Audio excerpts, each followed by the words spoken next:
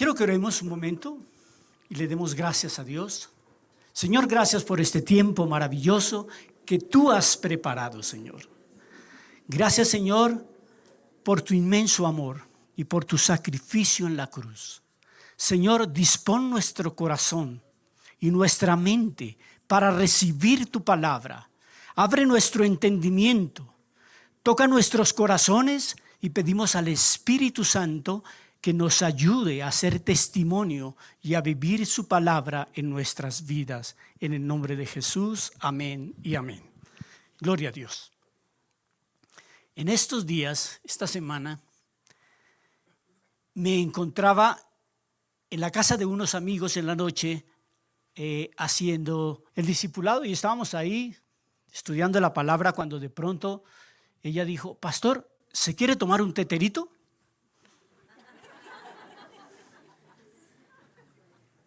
Y le dije: no, gracias. Pero en ese instante me remonté a mi época pequeño, ¿sí? Y claro, el teterito nos lo daban. El que no sabe qué es un tetero es agua de panela con leche, ¿sí? Y yo hacía mucho tiempo, pero le dije: no, la verdad no, yo me tomo un tintico.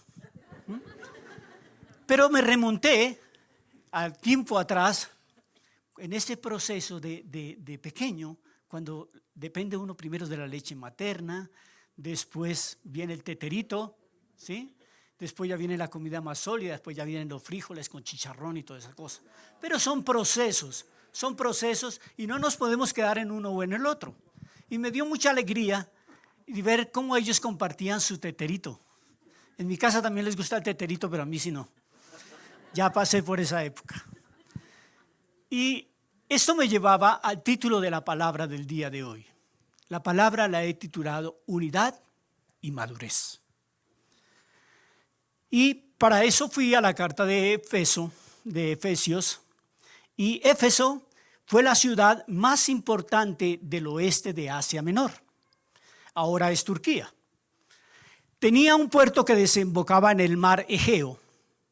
Éfeso se convirtió como en un gran centro comercial de naves de todos los tamaños, grandes y todo, que transportaban mercancía. Y tenían un gran templo pagano dedicado a la diosa romana Diana, y en griego es Artemisa.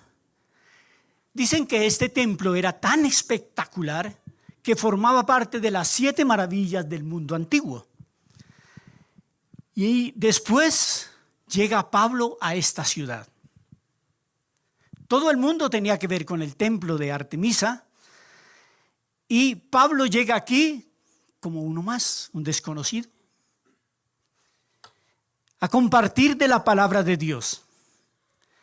Pablo empezó a evangelizar. Se reunía en las sinagogas con pocos, y al iniciar algo es difícil. Cuando tú vas a empezar en un trabajo, tienes angustia, tienes deseos de aprender, pero hay temores, hay dificultades y tienes que luchar. Imagínense a Pablo en esta ciudad y empezando a llevar la palabra de Dios. Y se reunía con pocos. Y poco a poco. Y yo preparando esto decía: Señor, yo bendigo hoy a cada pastor que tiene una iglesia. Porque no es una tarea sencilla, es una tarea bien difícil. Pero cuando las cosas son del Señor, Él respalda y Él sustenta. Y hay hombres guerreros, esforzados y valientes. Y hoy quiero honrar a mis pastores, porque son guerreros apasionados de la obra de Dios. Amén. Nada los detiene. Y así como iba con mi teterito, me acordaba también de Tierra Deseable cuando comenzó. Y ellos siempre han permanecido firmes, guerreros, con amor, apasionados. Y es lo que nosotros tenemos que hacer: vivir en unidad e ir madurando poco a poco. Pablo convirtió a Éfeso en un centro de evangelización en 3 años. Fue una tarea ardua, dura. No es empezar por emoción y quedarnos ahí. No, constantes. Pablo escribió esta carta mientras se encontraba en una prisión en Roma. Estaba esperando presentarse ante Nerón, que él era el César en esa época. Y Pablo, como ciudadano romano, había apelado su caso ante el César y estaba esperando ser escuchado por él. Mientras tanto, pues estaba en la cárcel, pero no estaba perdiendo tiempo. Estaba escribiendo cartas. La iglesia es la obra de arte de Dios. Y la iglesia somos tú y yo. Es más hermosa que cualquier templo construido por manos humanas. Este edificio espiritual está siendo construido por piedras vivas. Tú eres una piedra viva. Dile al que tienes ahí al lado, tú eres una piedra viva. Somos piedras vivas. Piedras vivas llamadas por el Señor Jesucristo para ir a contar de las buenas nuevas. Y es habitado por el Espíritu Santo de Dios. Es como el cuerpo de Cristo en este mundo para vivir y caminar en esta tierra como Él habría caminado. Para luchar contra las artimañas del enemigo, el diablo. Algún día la iglesia será presentada a Cristo como esa esposa sin mancha y sin arruga. Una iglesia gloriosa. Llegando a Éfeso, en el capítulo 4, en el versículo 1 al 6, la palabra de Dios nos dice: yo que estoy preso por servir al Señor Jesús, les ruego que vivan como deben vivir, como ustedes han sido llamados a formar parte del pueblo de Dios. Sean humildes, amables y pacientes, y bríndense apoyo por amor los unos a los otros. Hagan todo lo posible por vivir en paz, para que no pierdan la unidad que el Espíritu les dio. Solo hay un cuerpo, solo hay un Espíritu, y Dios lo llamó a una sola esperanza de salvación. Solo hay un Señor, una fe y un bautismo. Solo hay un Dios que es el Padre de todos, gobierna sobre todos y actúa por medio de todos y está en todos. Como decía la alabanza, Dios está aquí. Por eso Efesios 4 dice: yo estoy preso por está hablando Pablo, yo estoy preso por servir al Señor Jesús. Les ruego que vivan como deben vivir quienes, como ustedes, han sido llamados a formar parte del pueblo de Dios. Es el anhelo del corazón de Pablo. Pablo era prisionero en el Señor y era un prisionero por la causa de Cristo. Pablo hubiera preferido estar en un mejor lugar y hubiera podido estar en un mejor lugar. Pero él prefería estar en una cárcel por la causa de Cristo que estar en los lugares preciosos que nos ofrece el mundo. Pero él no estaba ahí sentado en una prisión por ser testigo de Cristo ante los no judíos. Él tenía claro lo que iba a hacer. Él tenía claro lo que estaba haciendo. Pablo dijo en Romanos 12, en el versículo 1, por eso, hermanos míos, ya que Dios es tan bueno con ustedes, ¿Dios es bueno con ustedes? Sí. Lo estaba diciendo Pablo y estaba en una cárcel. Y ahora lo decimos, por eso, hermanos míos, ya que Dios es tan bueno con ustedes, les ruego. Esto sale del corazón de Pablo. Les dice, les ruego que dediquen toda su vida a servirle y a hacer todo lo que a Él le agrada. Y todo lo que a Él le agrada lo encontramos en su palabra. Ahí está. Así es como se le debe adorar. ¿Cómo le adoramos? Cumpliendo su palabra, viviendo su palabra. Y cuando uno lee esto, siente el corazón de Pablo, siente las entrañas de Pablo por el pueblo porque nadie se pierda, y así debemos estar nosotros, con ese anhelo en nuestro corazón. Tenemos que vivir como es digno del llamamiento que hemos recibido. Todos hemos sido llamados, amén. En Filipenses, en el capítulo 1, en el versículo 27, Pablo dijo: solo compórtense ustedes como es digno del evangelio de Cristo. ¿Cómo te estás comportando? ¿Cómo te mira tu jefe? ¿Cómo te mira tu vecino? ¿O cómo te está mirando Cristo? Solo compórtense ustedes como es digno del evangelio de Cristo, para que sea que vaya a verlos o que me encuentre ausente, sepa yo que ustedes siguen firmes en un mismo espíritu y luchando unánimes por la fe del evangelio. Aquí la preocupación de Pablo era que si se iba o si estaba presente, siguiéramos siendo los mismos, que sigamos siendo radicales. Que no importa si está el pastor o no está el pastor, sino que tú tengas a Cristo en tu corazón y vivas de acuerdo a la palabra de Dios. Amén. Solamente les ruego que se comporten como es digno del evangelio. Pablo rogando desde lo profundo de su corazón, para que sea que vaya a verlos o que esté ausente y que oiga de ustedes que están firmes en un mismo espíritu. Él podía estar en la cárcel, pero si llegaban buenas noticias de que permanecían firmes, esto alegraba y sostenía su alma, su corazón, de que la obra la estaba haciendo era el Señor. Amén. Posiblemente la gente no nos copie. Posiblemente la gente no te escuche, pero nosotros permaneceremos firmes en un mismo espíritu, luchando unánimes por la fe en el evangelio.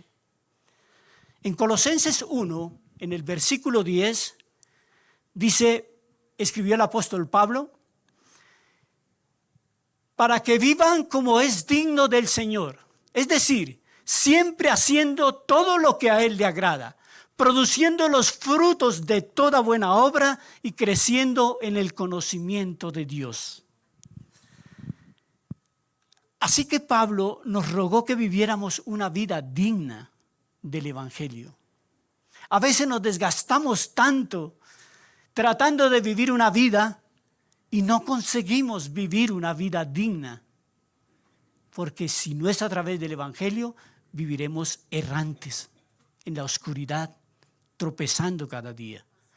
Pero lo terrible no es que tú vivas una vida en la oscuridad tropezando, sino a los que estás arrastrando contigo.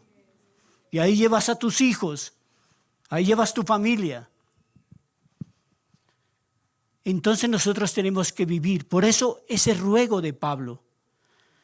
Posiblemente la gente no te lo diga, pero la gente te está leyendo. La gente te está evaluando.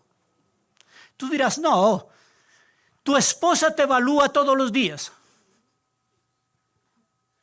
Tú sales a trabajar y te dice, para pagar el recibo, para pagar el arriendo, te está evaluando. Dice, sale a trabajar, pues tiene que traer dinero. Tus hijos te están evaluando, te están midiendo. Papá para la universidad, papá para el cuaderno. Si tú dices, no tengo, dice, pero entonces ¿a qué voy a trabajar? Te están midiendo. Tu jefe te mide todos los días. Si estás rindiendo, si estás cumpliendo. El pastor nos mide todos los días. Gloria a Dios. Pero la gente te está leyendo. Yo soy cristiano, yo voy a la iglesia, yo canto, yo oro. Pero la gente me está viendo si es verdad o no es verdad. Y cuando tú recibes y vives la palabra y ves que alguien no está, tú lo único que debes hacer es como hacía Pablo, rogar y orar por ellos. La única forma en que pueden saberlo y conocer es por tu comportamiento. No andamos con una Biblia debajo del brazo, pero somos testimonio de Cristo donde quiera que vayamos. Somos excelentes donde vayamos, siempre de la mano de Dios. Juan nos dice que, pero si andamos en luz, como Él está en luz, tenemos comunión unos con otros.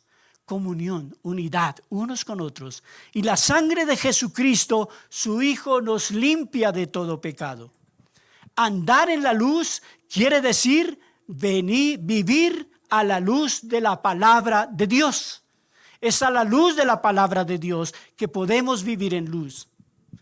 ¿Cuánto tiempo dedica usted a la palabra de Dios?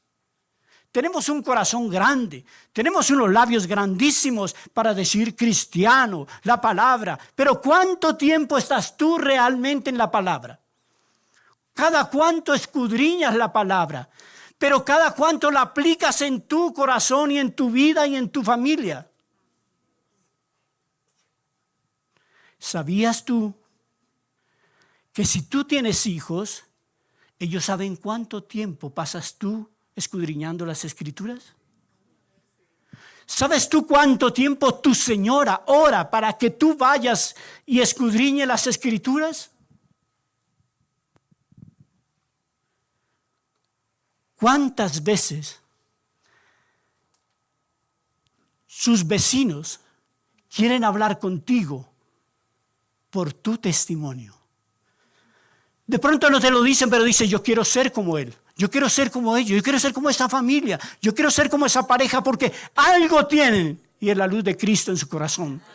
Porque hablan todo lo bueno, todo lo santo, todo lo puro, todo lo bello, todo lo de buen proceder que dice la palabra de Dios.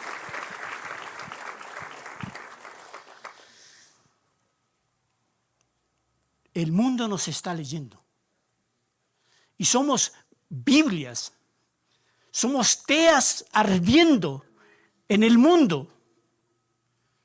Y tenemos que ir a contar de las buenas nuevas y llevar la luz de la palabra donde quiera que vayamos. En Efesios 4, en el versículo 2 y 3, dice la palabra de Dios. Sean humildes, amables,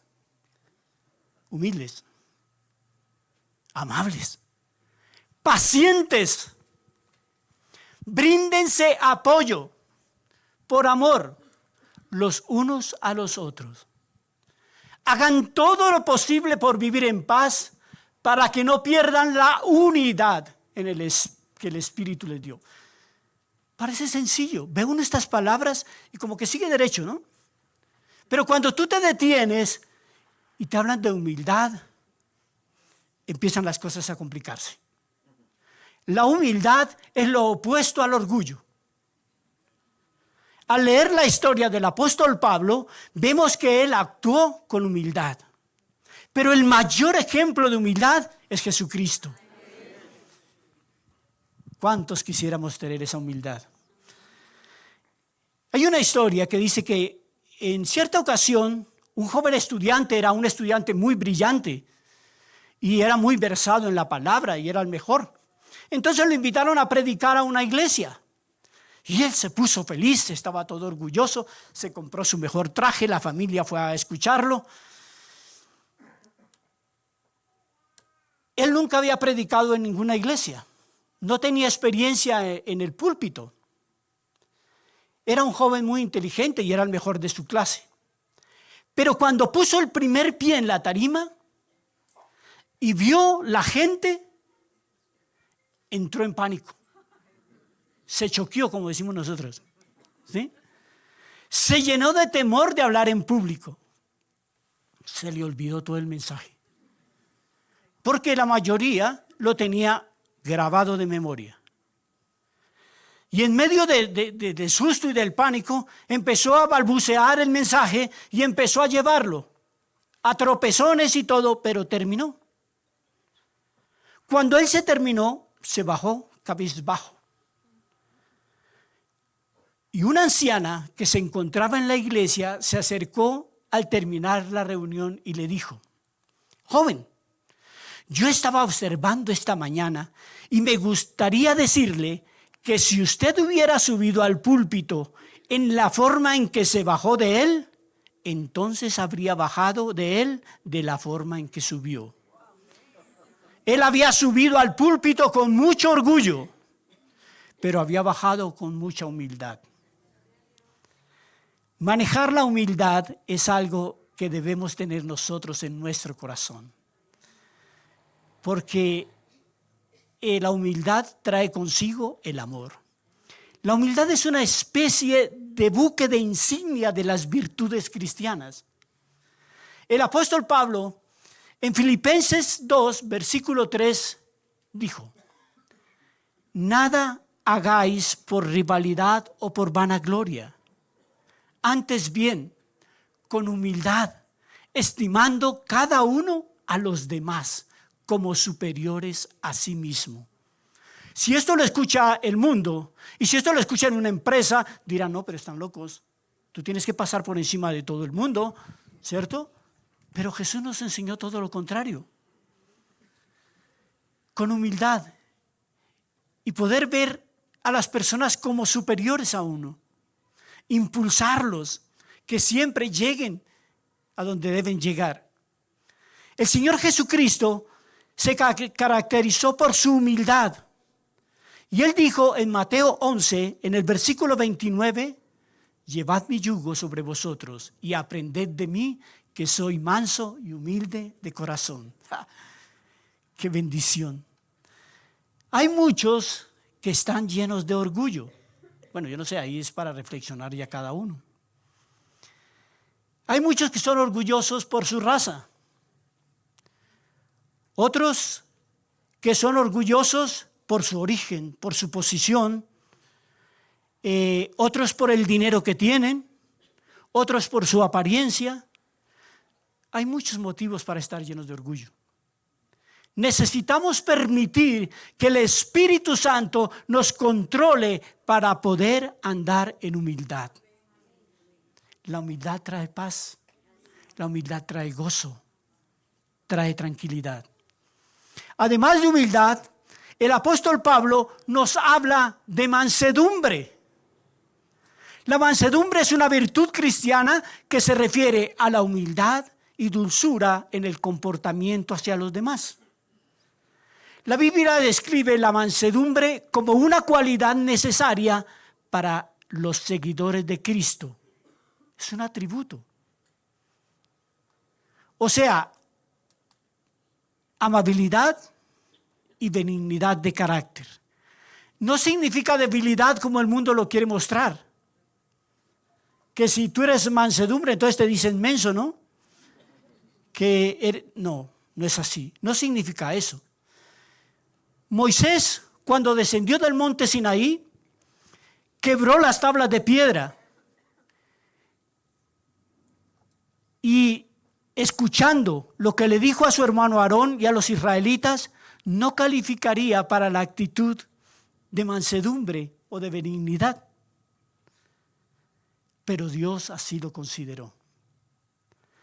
Cuando Jesús se dirigió al templo y expulsó a todos los que estaban allí haciendo negocios, ¿actuó con mansedumbre?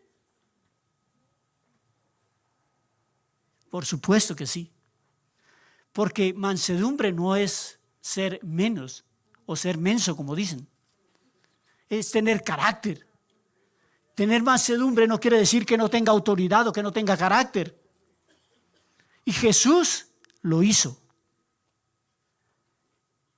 Jesús se dirigió al templo y expulsó a todos los que estaban allí haciendo negocios. Es que en la práctica el mundo define la mansedumbre y la convierte en un sinónimo de debilidad. Pero la palabra no nos está hablando que sea debilidad. La Biblia describe la mansedumbre como una disposición a cumplir la voluntad de Dios. No importa cuál sea el costo. La mansedumbre consiste en inclinarse, en postrarse ante la autoridad de Dios. Pero aquí también nos habla de la paciencia. ¿Cuántos tienen paciencia y cuántos necesitamos paciencia? La paciencia es la capacidad de padecer o soportar algo o a alguien, que uno quiere hacer como un corbatín con alguien, ahí es donde se necesita la paciencia, sin alterarse, sin arrancarse los cabellos. O es la facultad de esperar cuando algo se desea mucho. A mí me pasa en un trancón, me espeluco, me desespero, me lleno de impaciencia. Hay muchas cosas que nos llenan de impaciencia. Y yo creo que todos necesitamos paciencia, ¿cierto? Bueno, el Señor nos va a dar mucha paciencia. La paciencia es un fruto del Espíritu Santo. Y lo vemos ahí en Gálatas 5:22. ¿Se acuerdan? Ahí está la paciencia. En Colosenses 3, del versículo 13, dice la palabra: soportándoos unos a otros y perdonándoos unos a otros, si alguno tiene queja contra otro. De la manera que Cristo os perdonó, así también hacedlo vosotros. Tenemos que soportarnos el uno al otro. Pero es que el hermano, pero es que en la cantaleta, pero es que tantas cosas difíciles. Pero hay algo más increíble que hay aquí, que habla del perdón. No solo lo soporto, sino que lo perdono y lo amo. Y lo recibo y lo ayudo. Tengo que ir más allá porque Jesús siempre iba más allá de lo que nosotros nos imaginamos. Soportándonos con paciencia los unos a los otros en el amor de Cristo. Quiere decir, controlémonos. Controlarse a uno mismo, pero en un acto de amor. Porque no es controlarme, pero bueno, piérdase, váyase que no lo quiero ver. No, es con amor. Es como difícil, ¿no? Pero el Señor nos enseña. Cuando con la esposa, ¿no? Entonces a veces, como es de confianza, pues entonces nos mostramos como somos. Con el jefe, ¿sí? ¿Tenemos paciencia con nuestro jefe? Ah, bueno. O con el hermano en la fe, en la iglesia. Bueno, tantas cosas. Finalmente nos dice, procurando mantener la unidad en el Espíritu. Amén. La unidad en el Espíritu. En el vínculo de la paz. El Señor Jesucristo oró por esta unidad. En Juan 17, en el versículo 21, dice la palabra, para que todos sean uno, como tú, Padre, en mí y yo en ti. Que también ellos sean uno en nosotros, para que el mundo crea que tú me enviaste. Gloria a Dios. El Espíritu nos ha bautizado en un cuerpo. Recordemos, y Pablo en 1 Corintios, en el capítulo 2, en el versículo 13, porque por un solo Espíritu fuimos bautizados en un cuerpo, tanto judíos como griegos, tanto esclavos como libres, y a todos se nos dio a beber en un mismo Espíritu. Amén. Ahora nos pide que conservemos la unidad, porque el Espíritu ha logrado. Solo el Espíritu Santo crea la unidad. Pero nosotros debemos mantenerla. Él la crea, pero nosotros tenemos que mantenerla. En todo momento, en todo lugar, la unidad, la iglesia. Yo miro esto, digo, gloria a Dios, aquí hay unidad.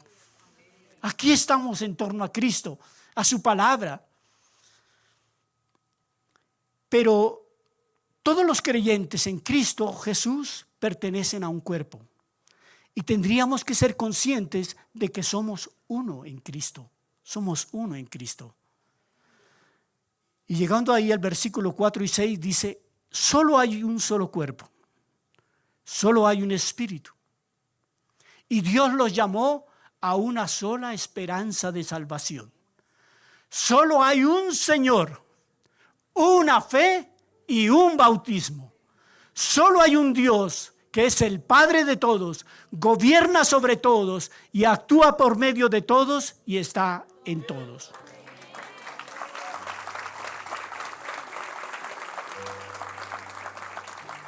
Mire qué sencillo y qué hermoso es la palabra de Dios. Estamos en un espacio muy corto y muy pequeño de la palabra. Y mire todo lo que encontramos. Y nos habla de los elementos de la unidad. El primer elemento de la unidad, un solo cuerpo. Un solo cuerpo de cristianos. Aquí se refiere al número de creyentes desde el día de Pentecostés hasta que Cristo recoja su iglesia. No debe existir división entre los que aman y obedecen a Jesucristo.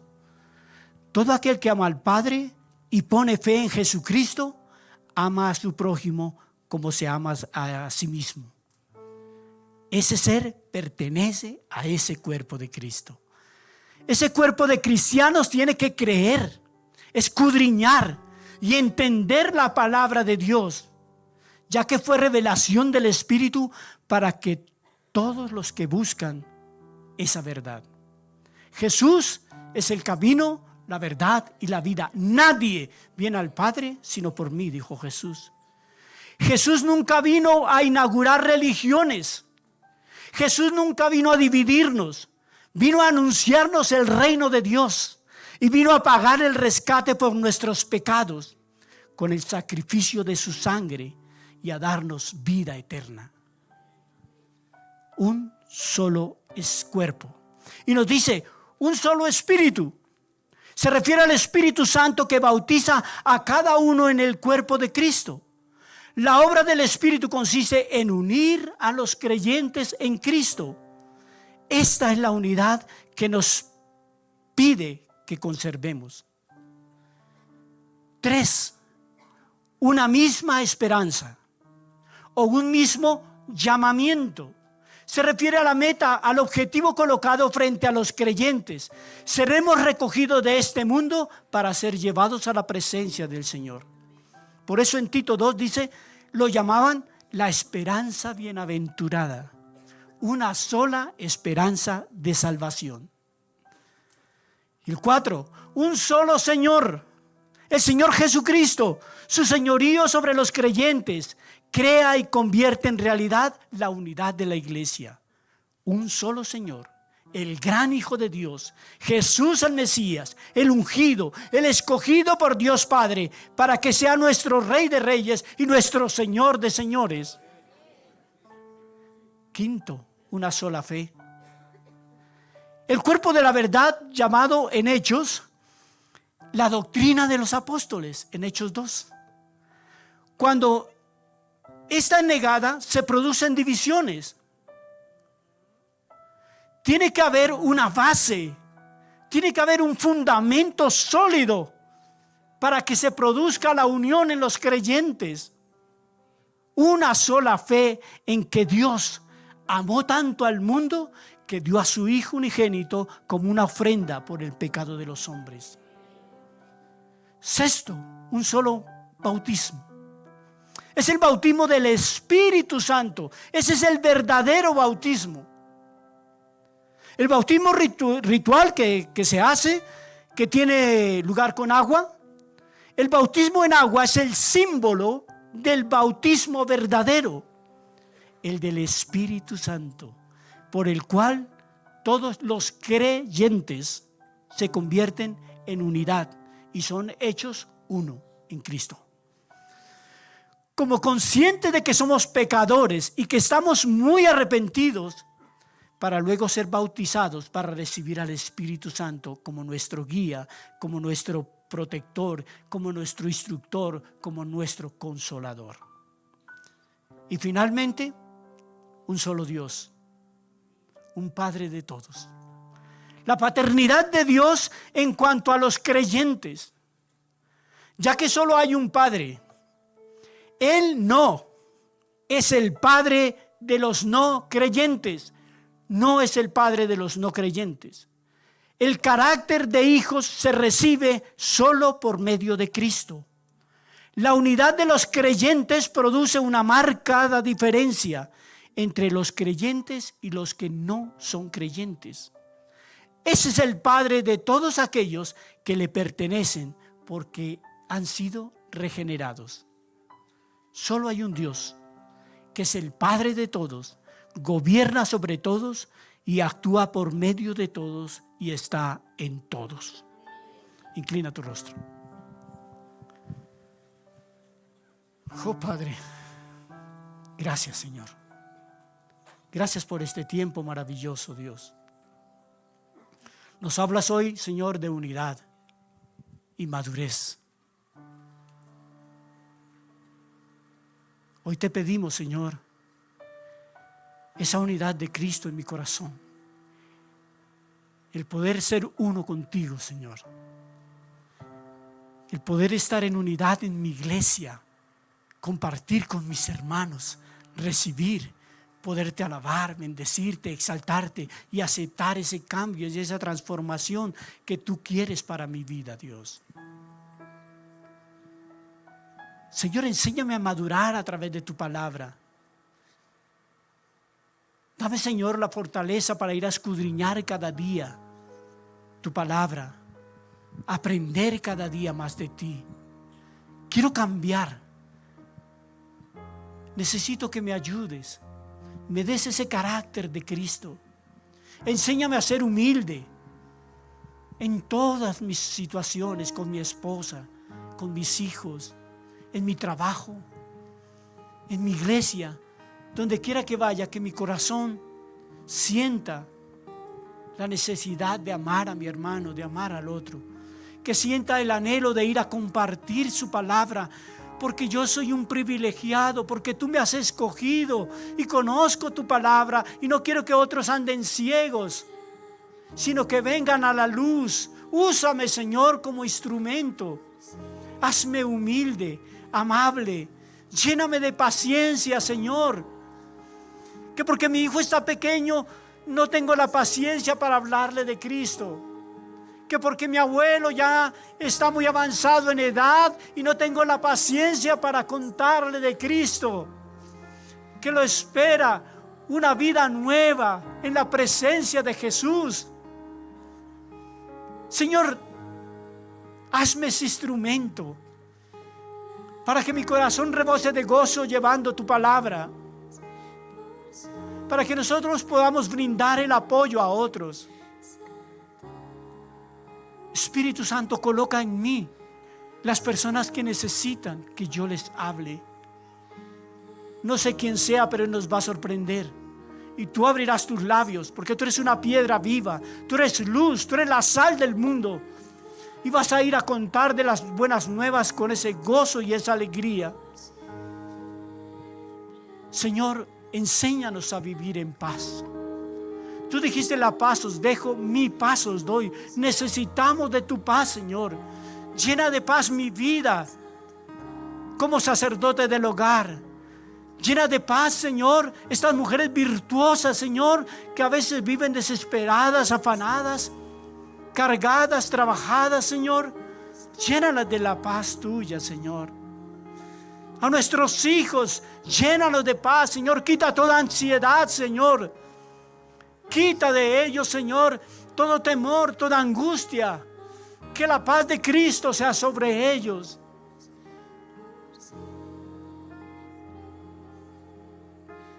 Señor, únenos en tu Santo Espíritu. Que la unidad del Espíritu Santo sea tocando nuestras vidas, Señor. Que coloquemos la palabra, Señor, para vivirla cada día. El mundo nos está leyendo, Señor. El mundo, Señor, está viendo, y nosotros seremos la luz que necesita la oscuridad, Señor. Llevando tu palabra, siendo piedras vivas, testimonios tuyos, apasionados, guerreros, Señor, que no decaen, que mantienen, que son firmes. Y sobre todo que estamos llenos de paz, llenos de gozo, llenos de alegría. Y sabemos, Señor, que después vendrán todas las bendiciones, Señor. Pero danos el gozo de ir y contar de las buenas nuevas cada día. En el nombre de Jesús, amén y amén.